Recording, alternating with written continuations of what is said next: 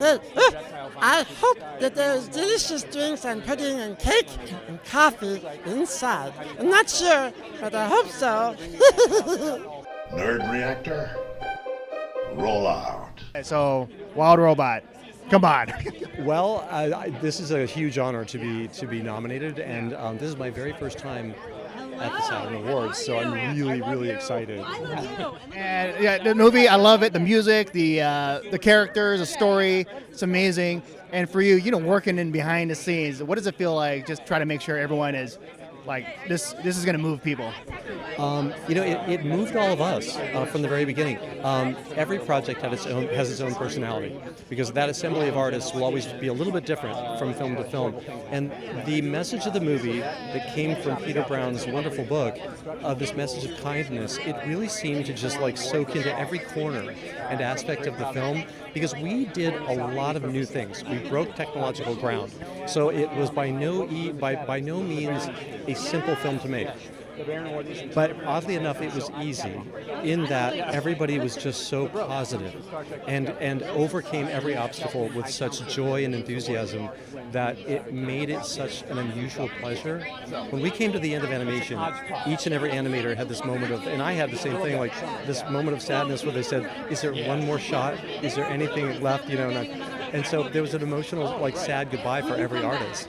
And a lot of times on a film, even a film you love, they're monumentally huge things. And so even a film like Lilo Stitch or Lion King or Beauty and the Beast, you're very proud of them. But when you come to the end, you're ready to be done. It's been a lot of work and you're very proud of it. Nobody wanted this one to end. They just wanted it to go on and on. And because you worked on Lilo and Stitch. And it's I feel like we're in a kind of like a renaissance of Lilo Stitch is going to get a live action, and then also How to Train Your Dragon is getting a live action. So one after the other, right? And I don't know what is your thought behind that? I think that when you work in animation, there are certain things that you wish you could have done. There are limitations, particularly Lilo and Stitch was one of the very last analog, traditionally made films. So I'm sure there's things dimensionally and cinematically that would have been great for us to be able to explore.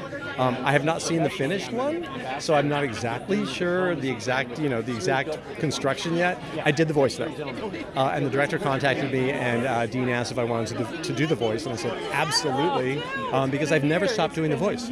I do them I do the parades, the toys, and I'm going to go in the studio next week and do some things. So it's something, of course, it's very near and dear to me, and I never wanted to let go of that character. So it's very cool that I was able to go to the studio and reprise the role.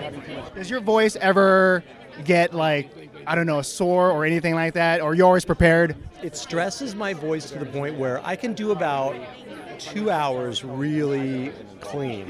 Third and fourth hour, I'm going to have to take a few more breaks and just rest a little bit. I think 4 hours is about my outer limit per session. Yeah. Can you do a line for us? Okay.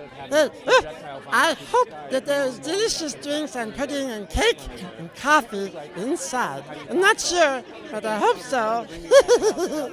All right, Chris, thank you so much, and have a great night tonight. Thank you. All right, take care.